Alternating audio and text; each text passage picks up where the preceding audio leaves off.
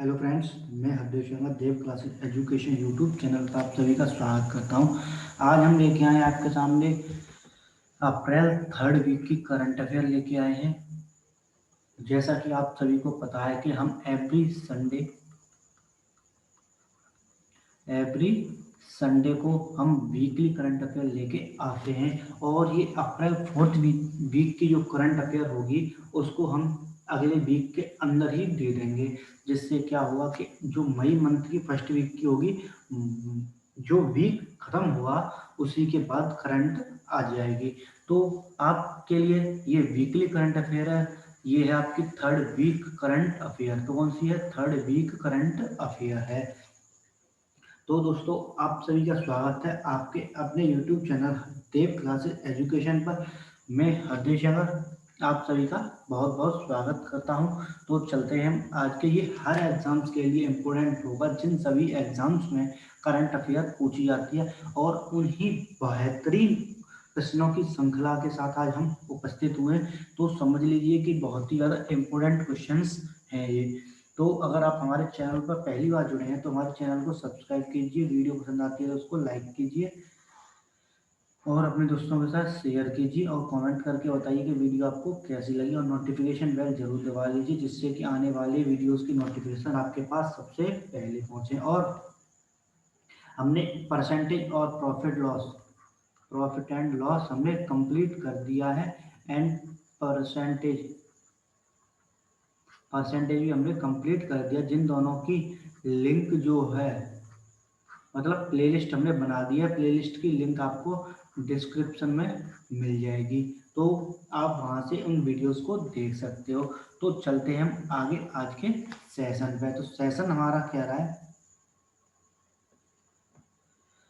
Session का पहला question हमारा क्या रहा है कि किस महान कवि की तपस्थली का नाम महमूदपुर से बदलकर परासौली किया गया है? The tapasthali of which great poet was changed from Mahmudpur to Parsauli. तो कौन से जो है महान कवि, उनकी जो तपस्थली है उसका नाम बदल के रखा गया है परासौली। तो नंबर 1 ऑप्शन है हमारा मीराबाई, नंबर 2 क्या है? सरोजनी नायडू, नंबर 3 मुंशी प्रेमचंद, नंबर 4 है सूरदास। तो कौन से महान कवि हैं उनका नाम रखा गया है परसौली?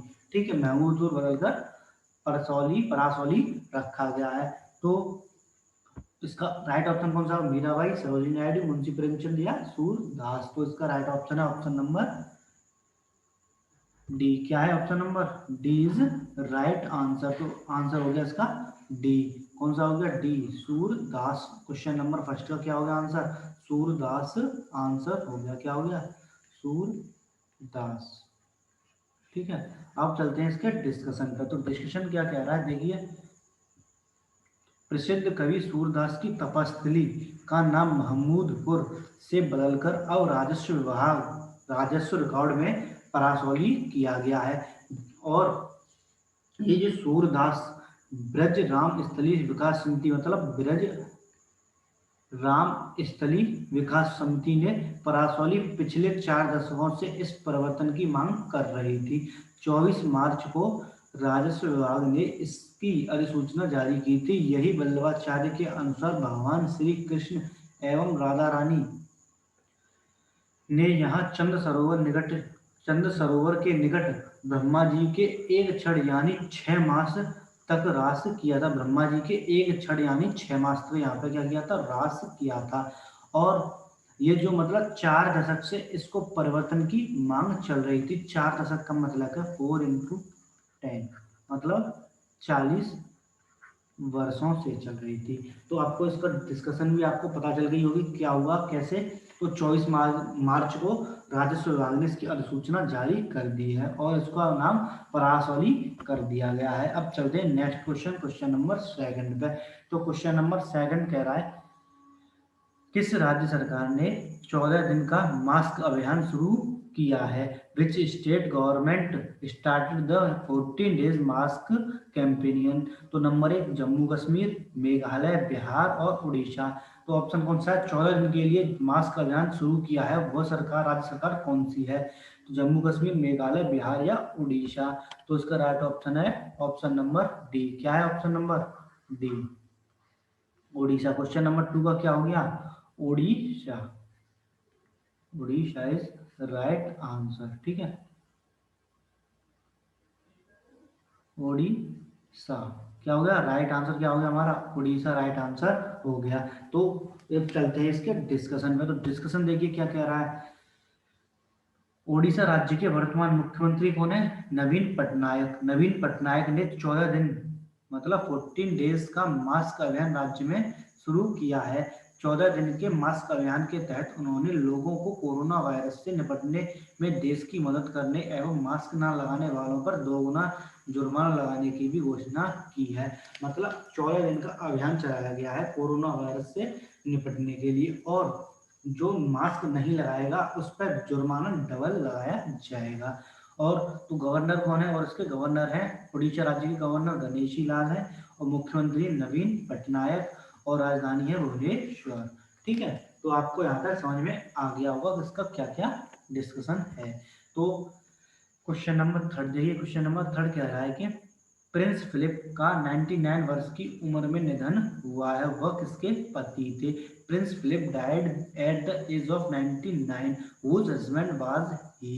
नंबर 1 महारानी संयुक्ता, नंबर 2 महारानी क्यूम्बावा, नंबर 3 महारानी एलिजाबेथ द्वितीय, और नंबर 4 इनमें से कोई नहीं। तो इसका राइट ऑप्शन कौन सा होगा? आप सभी बताएं, कमेंट करें चैट बॉक्स में। तो इसका राइट आंसर है option number B, sorry C. क्या है? ऑप्शन नंबर सी है। क्या है? ऑप्शन नंबर सी है, महारानी एलिजाबेथ सेकंड। तो क्वीन एलिजाबेथ सेकंड इसका राइट आंसर है। मतलब 99 वर्ष की उम्र में खत्म हुए, जिनके पत्नी मतलब खत्म हुआ है, उनके पति थे, मतलब वह किसके पति थे? तो पति किसके थे? महारानी एलिजाबेथ के द्वितीय के थे। तो इसके बारे में डिस्कशन देखिए। महारानी एलिजाबेथ द्वितीय के पति प्रिंस फिलिप का 99 वर्ष की आयु में निधन हुआ है। वर्ष 2017 में प्रिंस फिलिप ने 96 साल मतलब 96 साल की उम्र में अपने सार्वजनिक कर्तव्यों से सेवानिवृत्ति मतलब रिटायरमेंट ले ली थी। प्रिंस फिलिप का निधन उनके 100वें जन्मदिन से कुछ महीने पहले ही हो गया है। मतलब इनका जो 100वां बर्थडे आता उससे पहले इनका निधन हो गया है, और इन्होंने 96 ईयर मतलब 96 ईयर में क्या लिया था? रिटायरमेंट ले लिया था। ठीक है, और रिटायरमेंट कब लिया था? 2017 में। ठीक है, 2017 में ले लिया था। अब चलते हैं इसके नेक्स्ट क्वेश्चन, क्वेश्चन नंबर 4 पे। तो 4 क्वेश्चन कह रहा है, किस राज्य में भारतीय businessman M A Yusuf Ali को शीर्ष नागरिक पुरस्कार दिया गया है? In which country India businessman Indian M A Yusuf Ali was given the top civil award? Number 1 UAE, Afghanistan, Iran, और नंबर 4 इनमें से कोई नहीं। तो ऑप्शन क्या होगा? Businessman M A Yusuf Ali को नागरिक पुरस्कार दिया जाए, वो कहाँ पे है? मतलब यूएई में, अफगानिस्तान या ईरान, और इनमें से कोई नहीं। तो इसका राइट ऑप्शन है ऑप्शन नंबर ए है। क्या है? ऑप्शन नंबर ए है। क्वेश्चन नंबर 4 का क्या हो गया? A, UAE is right answer. UAE right answer हो गया।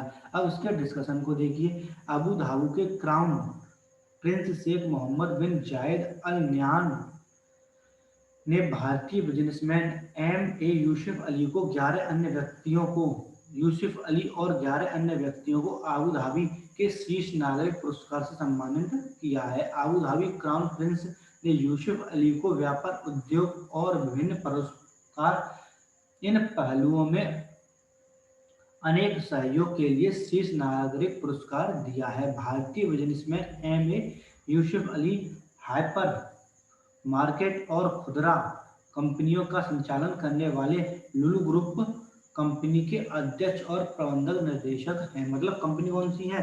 लुलु ग्रुप कंपनी के अध्यक्ष और प्रबंधक निदेशक हैं कौन है? एम ए यूसुफ अली है। ठीक है, अब चलते हैं क्वेश्चन नंबर 5 पे। क्वेश्चन नंबर 5 कह रहा है संयुक्त अरब अमीरत की पहली महिला अंतरिक्ष यात्री कौन बनी है? Who became the first female astronaut of the United Arab Emirates? Number 1 ओली खां अख्तियारी, और नंबर 2 पैरो भिवादी औरसी, नंबर 3 है नौरा अल मतरूसी, नंबर 4 इनमें से कोई नहीं। तो आंसर बताइए कौन सा होगा? ओली खां होगा या पैरा सिभावी होगा या नौरा अल मतरूसी होगा? तो इसका राइट ऑप्शन है ऑप्शन नंबर सी। कौन सा है option number C is right answer है। क्या है? C is right answer. Nora Al Matrooshi answer हो गया। क्या हो गया? नौरा अल मतरूसी इसका राइट आंसर हो गया। नौरा अल मतरूसी। ठीक है, तो इसका आंसर क्या हो गया? नौरा अल मतरूसी हो गया। अब चलते हैं इसके डिस्कशन पे। तो डिस्कशन देखिए क्या कह रहा है। संयुक्त अरब अमीरात में पहली महिला अंतरिक्ष यात्री नौरा अल मतरूसी बनी। संयुक्त अरब अमीरात ने इसके अलावा मोहम्मद अल मुल्ला को पुरुष अंतरिक्ष नामित किया। नौरा अल मतरूसी अबू धाबी में स्थित नेशनल पेट्रोलियम कंस्ट्रक्शन कंपनी में इंजीनियर के पद पर कार्यरत थी। अल मुल्ला दुबई पुलिस से काम करते थे। जो अल मुल्ला थे वो कहाँ से काम करते थे? वो दुबई पुलिस में काम करते थे। अब नौरा अल मतरूसी और मोहम्मद अल मुल्ला ह्यूस्टन टेक्सास में नासा के जॉनसन स्पेस सेंटर में प्रशिक्षण लेंगे। मतलब कहाँ पे प्रशिक्षण लेंगे? नासा के जॉनसन स्पेस सेंटर में प्रशिक्षण लेंगे। जो ठीक, तो कौन थी वो अंतरिक्ष संयुक्त अरब अमीरात मतलब यूएई की जो पहली महिला अंतरिक्ष हैं यात्री हैं वो नौरा अल मतरूसी बनी है। और इनके पति का क्या नाम है? सॉरी, पति का नाम नहीं है। इसके अलावा मोहम्मद अल मुल्ला को पुरुष अंतरिक्ष नामित किया गया। मतलब इनको नामित किया गया है। इसके पति यहाँ पर नहीं दे रखे हैं। ठीक है, तो चलते हैं नेक्स्ट क्वेश्चन, क्वेश्चन नंबर 6 पे। तो क्वेश्चन नंबर 6 कह रहा है किस राज्य में स्थित चिल्का झील डॉल्फिन की संख्या दोगुनी हो गई है? Which state has double the number of dolphin in Chilka lake? तो नंबर 1 राजस्थान, उड़ीसा, बिहार। कौन सा है ऑप्शन बताइए, कमेंट कीजिए। राजस्थान, उड़ीसा, बिहार। तो उसका ऑप्शन कौन सा होगा? Option number B is right answer. Orissa right answer होगा। क्या होगा? उड़ीसा राइट आंसर होगा। ठीक है, उड़ीसा हो गया इसका राइट आंसर। अब इसके डिस्कशन को देखिए। ओडिशा राज्य में स्थित चिल्का झील में डॉल्फिन की संख्या में वृद्धि हुई। चिल्का झील में वर्ष 2018 की तुलना में दोगुनी वृद्धि हुई है। चिल्का झील में 2018, ठीक है, की तुलना में दोगुनी वृद्धि हुई है। वन एवं पर्यावरण विभाग ने राष्ट्रीय उद्यान के जलाशयों और गहिरमाथा समुद्री अभ्यारण्य में 360 डॉल्फिन देखी हैं। चिल्का झील में 162 डॉल्फिन देखी गई हैं। ओडिशा राज्य की राजधानी का नाम क्या है? भुवनेश्वर। ओडिशा राज्य के वर्तमान गवर्नर है गणेशी लाल, और ओडिशा राज्य के मुख्यमंत्री है नवीन पटनायक। जो मैंने आपको last question, third fourth question था उसमें आपको बताया था।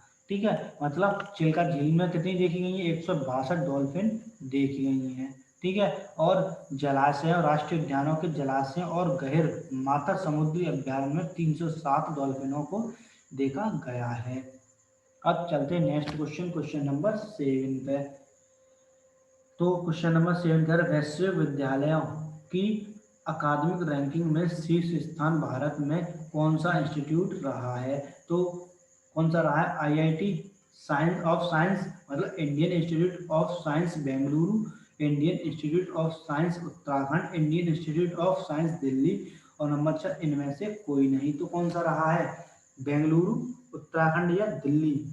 तो इसका राइट आंसर है कौन सा? ऑप्शन नंबर ए है। क्या है? Option number A, Indian institute of science Bengaluru. तो कौन सा है?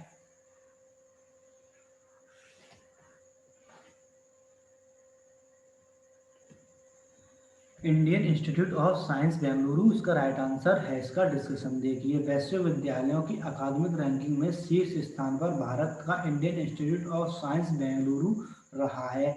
वहीं सर्वश्रेष्ठ संस्था रैंकिंग में पहले स्थान पर हार्वर्ड विश्वविद्यालय, दूसरे स्थान पर, पहले स्थान पर कौन रहा? हार्वर्ड हार्वर्ड विश्वविद्यालय, दूसरे स्थान पर स्टैनफोर्ड विश्वविद्यालय और तीसरे स्थान पर कैम्ब्रिज विश्वविद्यालय रहा है। इसके अलावा क्षेत्रीय सर्वश्रेष्ठ संस्थान रैंकिंग सूचकांक में पहले स्थान पर आईआईएससी बेंगलोर, दूसरे स्थान पर और चौथे स्थान पर आईआईटी मद्रास और कलकत्ता विश्वविद्यालय रहे हैं। तो पहले पर कौन रहा है? हार्वर्ड विश्वविद्यालय, दूसरे पर स्टैनफोर्ड विश्वविद्यालय, तीसरे पर कैम्ब्रिज विश्वविद्यालय, चौथे पर रहा है हमारा आईआईएससी बेंगलोर, मतलब Indian institute of science Bangalore, और चौथे पर रहा है मद्रास और कलकत्ता विश्वविद्यालय। ठीक है, आईआईटी मद्रास और कलकत्ता विश्वविद्यालय। अब देखिए क्वेश्चन नंबर 8 को। तो क्वेश्चन नंबर 8 कह रहा है कि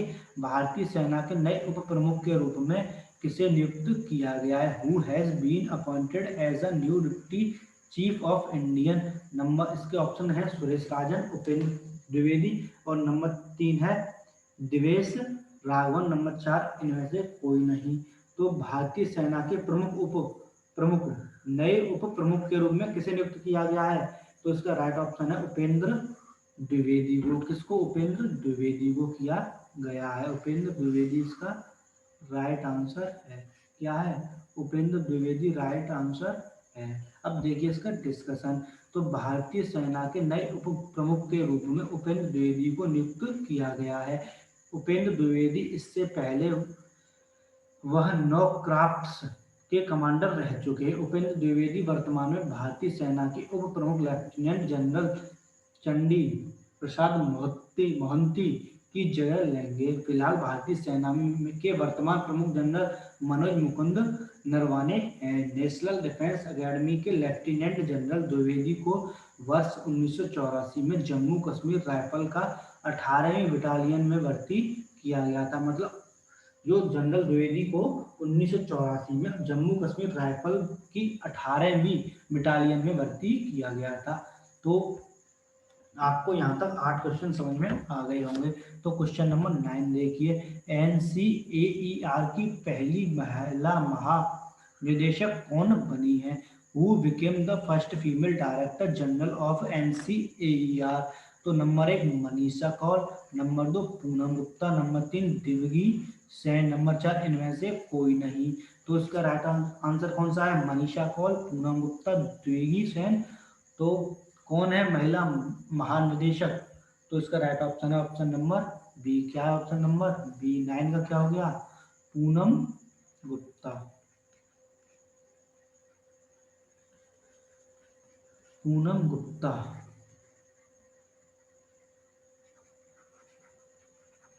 क्या हो गया? पूनम गुप्ता इसका राइट आंसर हो गया। अब इसका डिस्कशन देखिए, national council of applied economic research NCAER की पहली महिला महानिदेशक पूनम गुप्ता बनी है।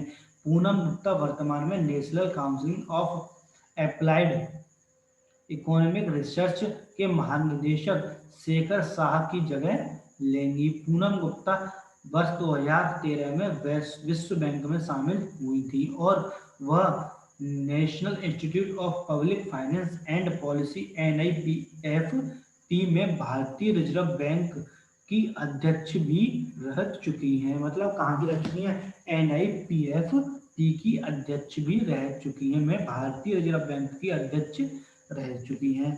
तो अब देखिए next question, question number 10। Question number 10 कह रहा है कि किस राज्य सरकार ने जहाँ जोगी वही मकान योजना शुरू की है? Which state government started the जहाँ जोगी वही मकान योजना? नंबर 1 मध्य प्रदेश, दिल्ली, उड़ीसा, इनमें से कोई नहीं। तो कौन सी सरकार, राज्य सरकार है जहां पर जहां जोगी वही मकान योजना शुरू की है? तो ऑप्शन क्या है? मध्य प्रदेश, दिल्ली, उड़ीसा। तो इसका राइट ऑप्शन कौन सा है? Option number B. क्या है? Option number B is right answer. क्या हो गया? दिल्ली हमारा राइट आंसर हो गया। तो दिल्ली इज राइट आंसर। तो इसका अब डिस्कशन देखिए, दिल्ली राज्य सरकार ने वर्तमान मुख्यमंत्री दिल्ली सरकार के वर्तमान मुख्यमंत्री अरविंद केजरीवाल ने जहां झुग्गी वहीं मकान योजना, जोगी नहीं, यहाँ पे झुग्गी है, ठीक है, जोगी हो गया है, जहां झुग्गी वहीं मकान योजना की शुरुआत की है। अरविंद केजरीवाल ने जहां झुग्गी वहीं मकान योजना के अंतर्गत झुग्गी में रहने वाले लोगों के लिए 1060 घर तैयार करने की घोषणा की है। दिल्ली के देवनगर करोलबाग में आर्थिक रूप से कमजोर वर्ग के लोगों के लिए 784 बहुमंजिला भवनों का निर्माण कार्य भी शुरू कर दिया गया है। मतलब 784 बहुमंजिला भवनों का निर्माण शुरू कर दिया गया है। और ये झुग्गी में रहने वाले 1060 घर तैयार करने की क्या की है, घोषणा की गई है। अब चलते हैं नेक्स्ट क्वेश्चन, क्वेश्चन नंबर 11। तो आईसीसी ने player of the month award से किसे सम्मानित किया है? Who was awarded the ICC player of the month award? Virat Kohli, Rishabh Pant, Rohit Sharma और भुवनेश्वर कुमार। तो कौन है? विराट कोहली है या ऋषभ पंत है या रोहित शर्मा है या भुवनेश्वर कुमार है? किसको player of the month award से सम्मानित किया गया है? आईसीसी ने किया है। तो इसका राइट ऑप्शन है ऑप्शन नंबर डी। क्या है? Option number D, Bhuvneshwar Kumar. क्या है? भुवनेश्वर कुमार, ठीक है, भुवनेश्वर कुमार इसका राइट आंसर है। तो इसका डिस्कशन देखिए। मार्च में इंग्लैंड के खिलाफ खेले गए सीमित ओवर श्रृंखला में शानदार प्रदर्शन के लिए ICC player of the month award से भुवनेश्वर कुमार को सम्मानित किया गया है। ICC player of the month award पाने वाली भुवनेश्वर कुमार तीसरे भारतीय खिलाड़ी बन गए हैं। उन्होंने 3 वनडे मैचों में 4.65 की इकोनॉमी से 6 विकेट लिए थे। आईसीसी के वर्तमान सीईओ कौन है? मनु साहनी है और मुख्यालय दुबई में है और स्थापना 1909 में हुई थी, मतलब 1909 में इसकी स्थापना हुई थी। किसकी? आईसीसी की हुई थी। तो 3 वनडे मैच में, वनडे मैच, ठीक, ओडीआई लिख लो, ठीक है। तो इसमें 4.65 की इकोनॉमी से 6 विकेट लिए हैं, ठीक है। तो इनको क्या किया गया है? Player of the month award से नवाजा गया है। अब चलते हैं क्वेश्चन नंबर 12 पे। तो किस देश ने 22वें लॉरेंस विश्व खेल पुरस्कार की मेजबानी की है? Which country hosted the 22 Lawrence world sports award? तो स्पेन, रूस, ब्राजील, इनमें से कोई नहीं। मतलब 22वें लॉरेंस विश्व खेल का पुरस्कार की मेजबानी की है वो कौन सा देश है? स्पेन, रूस, ब्राजील, इनमें से कोई नहीं। तो उसका राइट आंसर है ऑप्शन नंबर ए। क्या है?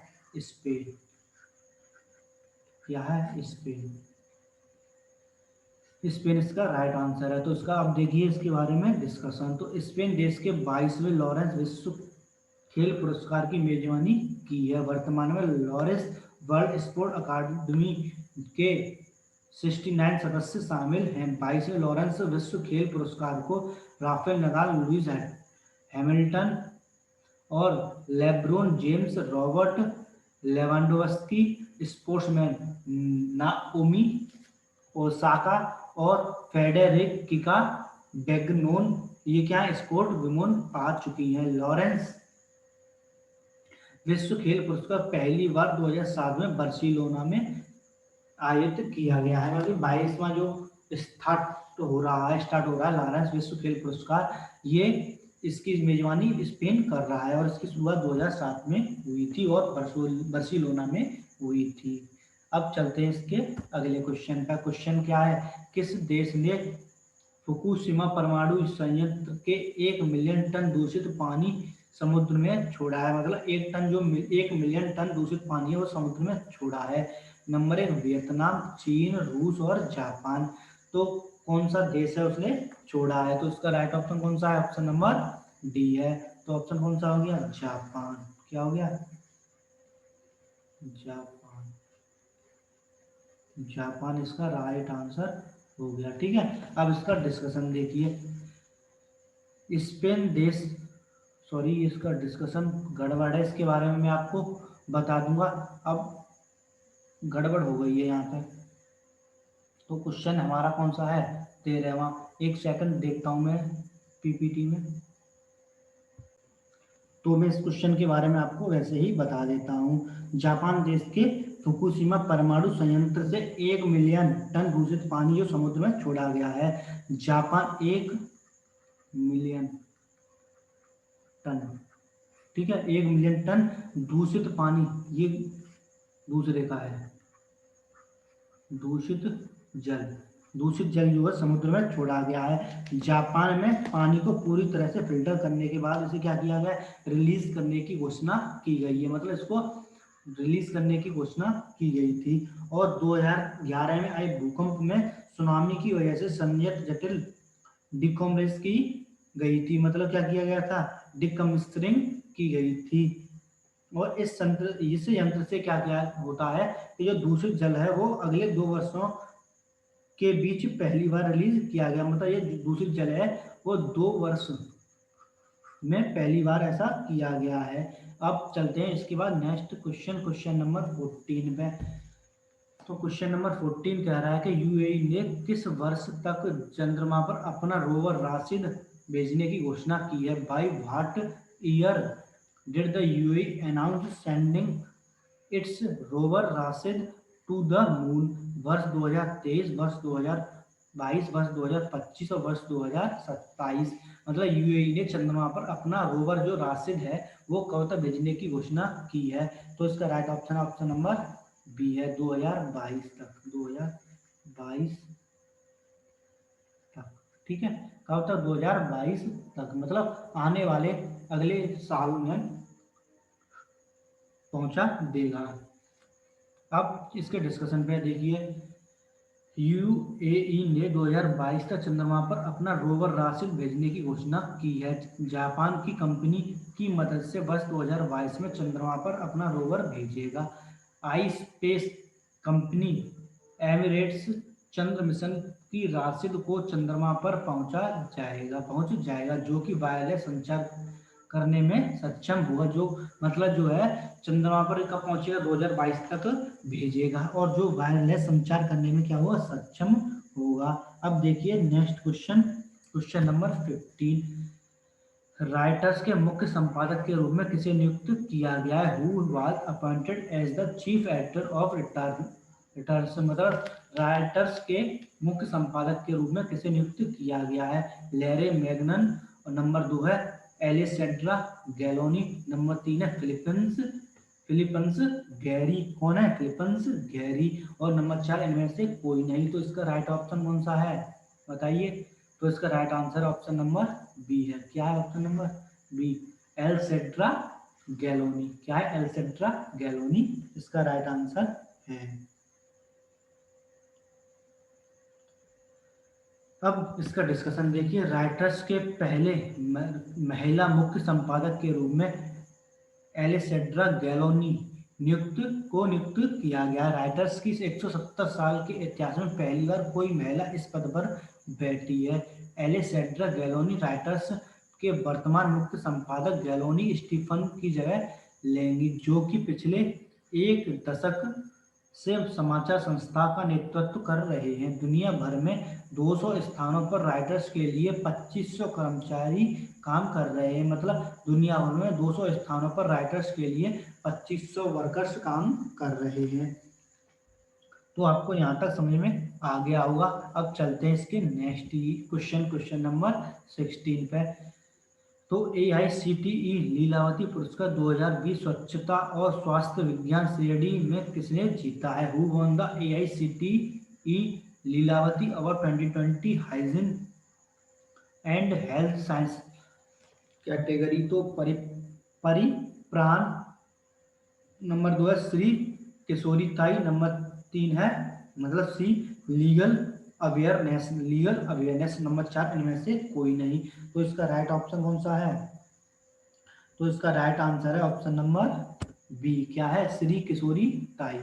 क्या है, श्री किशोरी ताई ने जीता है। किसने जीता है, श्री किशोरी ताई ने जीता है। अब इसके बाद चलते हैं इसके डिस्कशन पे।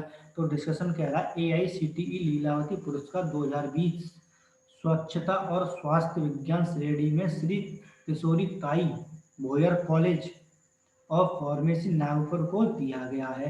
कहाँ दिया गया? Kishoritai Bhoyar college of pharmacy Nagpur को दिया गया है। हिंदी शिक्षा मंत्री रमेश पोखरियाल निशंक ने नई दिल्ली में एआईसीटीई लीलावती पुरस्कार 2020 की शुरुआत की, जो कि महिला सशक्तिकरण के विषय पर आधारित था। किस पर था? महिला सशक्तिकरण के विषय पर आधारित था। तमिलनाडु राज्य के सोना कॉलेज ऑफ टेक्नोलॉजी ने महिला उद्यमिता उप विषय के तहत SWET मतलब सोना महिला उद्यमिता और प्रशिक्षण पुरस्कार जीता है। किसने जीता है? SWET सोना महिला उद्यमिता और प्रशिक्षण पुरस्कार जीता है। कॉलेज ऑफ कौन से ने? सोना कॉलेज ऑफ टेक्नोलॉजी ने जीता है। अब चलते हैं इसके बाद नेक्स्ट इसके क्वेश्चन नंबर 17 पे। तो वित्तीय क्षेत्र के लिए जलवायु परिवर्तन कानून लाने वाला पहला देश कौन सा बना है? Which country became the first country of introduce climate change legislation for the financial sector? Number 1 France, रूस, जापान और न्यूजीलैंड। तो कौन सा जलवायु परिवर्तन कानून बनाने वाला पहला देश बना है? तो इसका ऑप्शन है ऑप्शन नंबर डी है। क्या है? न्यूजीलैंड है। क्या है? न्यूजीलैंड पहला देश बना है जलवायु परिवर्तन कानून लाने वाला। अब इसका डिस्कशन देखिए। वित्तीय क्षेत्र के जलवायु परिवर्तन कानून लाने वाला पहला देश न्यूजीलैंड बना है। न्यूजीलैंड देश ने कार्बन तटस्थ बनाने की सीमा वर्ष 2050 तक तय की है, जिसके लिए न्यूजीलैंड ने सार्वजनिक क्षेत्र के भीतर कार्बन उत्सर्जन में कमी लाने के लिए कार्बन न्यूट्रल गवर्नमेंट प्रोग्राम की भी स्थापना की है।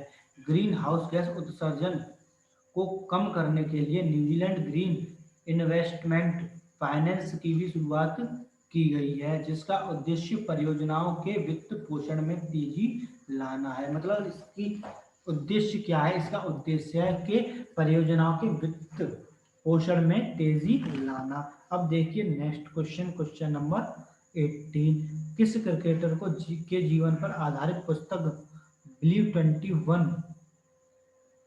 2020 मतलब 2021 में लॉन्च होगी? मतलब जो बिलीव है वो किस खिलाड़ी पर आधारित है? मतलब क्रिकेटर पर आधारित है। The book believe based on the life of which cricketer will the launched in 2021? तो नंबर 1 सुरेश रैना, विराट कोहली, युवराज सिंह और इनमें से कोई नहीं। तो कौन से हैं? सुरेश रैना है, विराट कोहली है, युवराज सिंह या इनमें से कोई नहीं। तो इसका राइट ऑप्शन है ऑप्शन नंबर ए। क्या है ऑप्शन नंबर ए? सुरेश रैना है।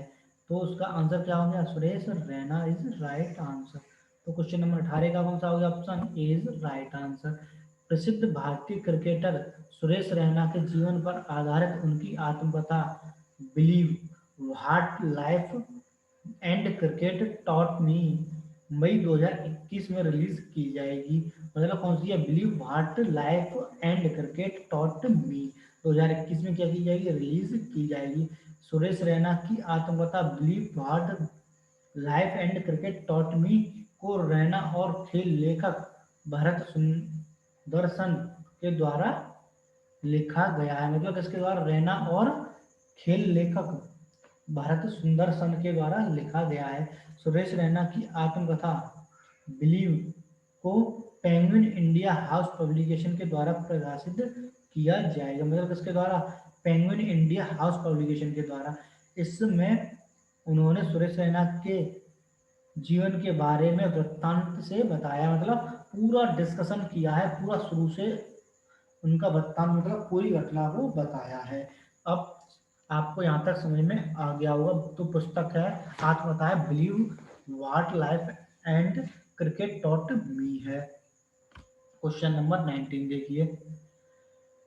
78वें वेनिस फेस्टिवल का लाइफ टाइम अचीवमेंट पुरस्कार किसने जीता है? Who won the life time achievement award of the 78 Venice festival? तो लैटिन सुब्रो, नंबर 2 रॉबर्टो बेनिग्नी और नंबर 3 है लुइस जैक हेनिस और नंबर 4 है इनमें से कोई नहीं। तो इसका आंसर कौन सा होगा? 78वें वेनिस फेस्टिवल का पुरस्कार किसने जीता है? लैटिन रॉबर्टो ने या लुइस ने?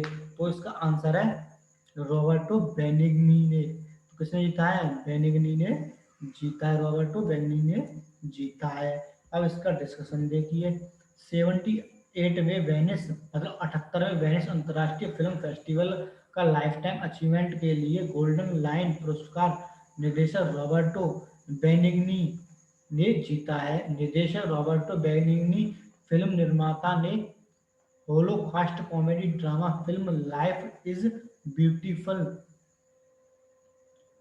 1997 में अभिनय और निर्देशन किया था। 78वें वेनिस अंतर्राष्ट्रीय फिल्म फेस्टिवल 1 सितंबर 11 से सितंबर 11 सितंबर तक आयोजित किया जाएगा। मतलब कब से कब तक किया जाएगा?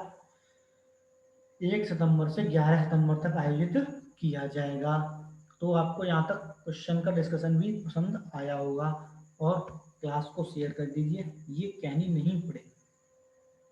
अब चलते हैं नेक्स्ट क्वेश्चन नंबर 20 में। तो पीएम नरेंद्र मोदी ने बाबा साहेब अम्बेडकर जयंती पर उनके जीवन पर आधारित कितनी पुस्तकों का विमोचन किया है?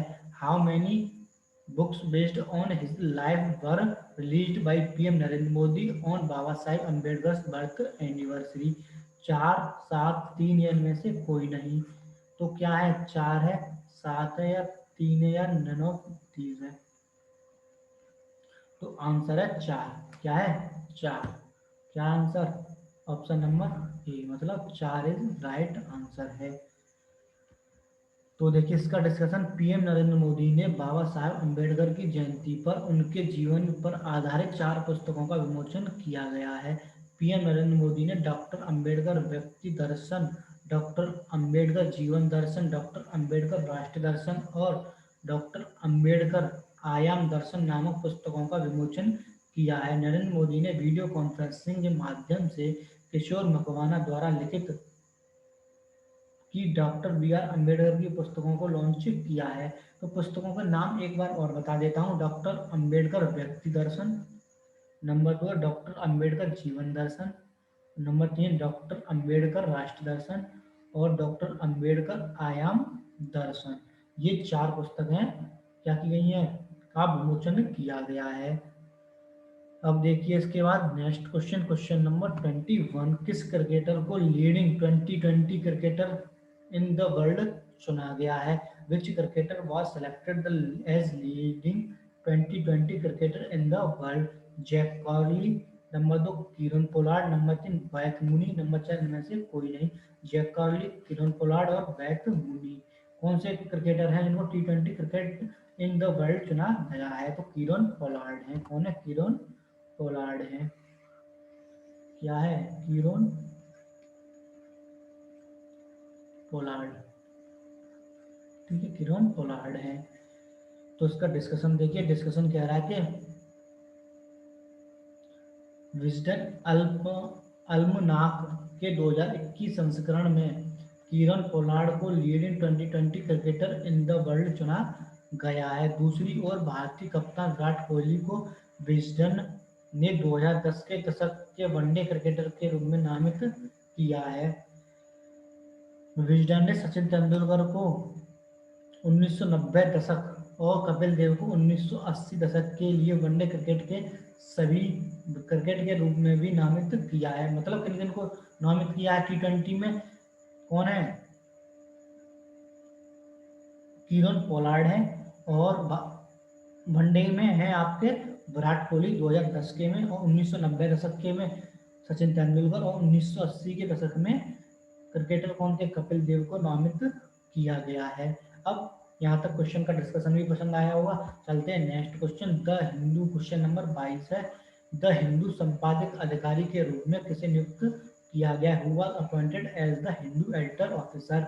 Number 1 Manoj Ansari, number 2 Krishna Prasad, number 3 है हमारा सुभाष जोशी और नंबर 4 इनमें से कोई नहीं। तो इसका राइट आंसर कौन सा होगा? मनोज अंसारी, कृष्णा प्रसाद, सुभाष जोशी या नन ऑफ दीज? तो इसका right option option number B है। क्या है ऑप्शन नंबर बी? कृष्णा प्रसाद।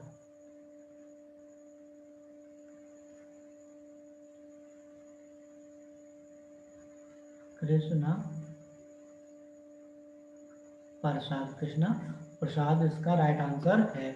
तो उसका डिस्कशन देखिए। The Hindu group publication private limited के संपादित अधिकारी के रूप में कृष्णा प्रसाद को नियुक्त किया गया है। कृष्णा प्रसाद आउटलुक पत्रिका के पूर्व प्रधान संपादक और टाइम्स ऑफ इंडिया समूह के विजन टाइम्स के पूर्व संपादक रहे हैं। वह THGPPL, the Hindu business line, frontline और स्पोर्ट स्टार का प्रकाशन करेंगे। मतलब कैसे इसका करेंगे? स्पोर्ट स्टार और फ्रंटलाइन और बिजनेस लाइन, और एक है THGPPL द हिंदू का क्या करेंगे? इसका प्रकाशन करेंगे। अब इसके बाद चलते हैं नेक्स्ट क्वेश्चन, क्वेश्चन नंबर 23 पे। तो DCB बैंक के प्रबंध निदेशक के CEO के रूप में किसे नियुक्त किया गया है? Who was appointed as the managing director of and CEO of DCB bank? तो इसका राइट आंसर है मुरली एम नटराजन, सुरेश खन्ना और नंबर 3 देवेश राघवन। इनमें से कोई नहीं। कौन है? तो मुरली एम नटराजन या सुरेश खन्ना या देवेश राघवन। तो इसका राइट ऑप्शन है ऑप्शन नंबर ए है। क्या है option number A? Murali M Natarajan है। क्या है? मुरली एम नटराजन है। मुरली एम नटराजन, ठीक है। क्या है? मुरली एम नटराजन, ठीक है। नटराजन इसका राइट आंसर है। अब इसका डिस्कशन देखिए। मुरली एम नटराजन को DCB बैंक के प्रबंध निदेशक और CEO के रूप में नियुक्त किया गया है। मुरली एम नटराजन को दोबारा 1 वर्ष के लिए फिर से DCB बैंक के निदेशक और CEO प्रवासी भारतीय रिजर्व बैंक ने मंजूरी दी है। DCB बैंक का मुख्यालय कहाँ स्थित है? महाराष्ट्र में, और स्थापना 1930 में की गई थी। मुरली एम नटराजन को दोबारा 1 वर्ष के लिए फिर से बैंक के क्या निदेशक और CEO प्रवासी भारतीय रिजर्व बैंक ने मंजूरी दी है। उनको क्या कर दिया गया है? नियुक्त किया गया है CEO और मैनेजर के रूप में। अब 24वां क्वेश्चन देखिए 24। किसके सह संस्थापक और PDF डेवलपर चार्ल्स गैस्के का निधन हुआ है? Whose co-founder and PDF developer Charles Geschke died? तो नंबर 1 है टम्बलर, नंबर 2 लिंक्डइन, और नंबर 4 ट्विटर, नंबर 4 है एडोब रीडर, मतलब एडोब। तो ये आपको कौन सा ऑप्शन है? ये पहला है, दूसरा, तीसरा या चौथा? तो इसका आंसर है चौथा। क्या है? एडोब के संस्थापक और डेवलपर। अब इसका डिस्कशन देखिए। आंसर क्या हो गया? एडोब।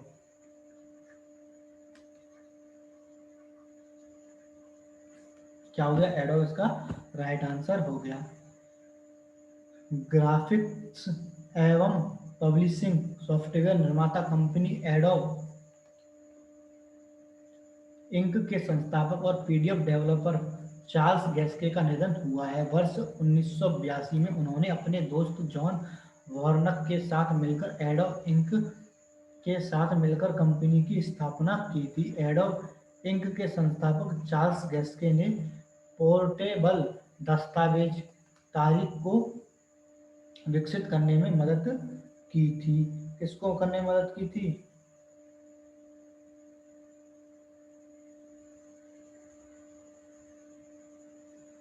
पोर्टल दस्तावेज तारीख को विकसित करने में मदद की थी चार्ल्स गैस्के ने। और इसकी स्थापना कब की थी? 1982 में। 1982 में उन्होंने अपने दोस्त जॉन वॉर्कर के साथ मिलकर एडोब इंक के साथ मिलकर कंपनी की स्थापना की थी। कब की थी? तो अब देखिए next question, question number 25। Pakistan देश का नया वित्त मंत्री किसे नियुक्त किया गया है? Who has been appointed the new financial minister of Pakistan? Number Deepak Saxena, number 2 Shambhunath, number 3 Shaukat Tarin, number 4 इनमें से कोई नहीं।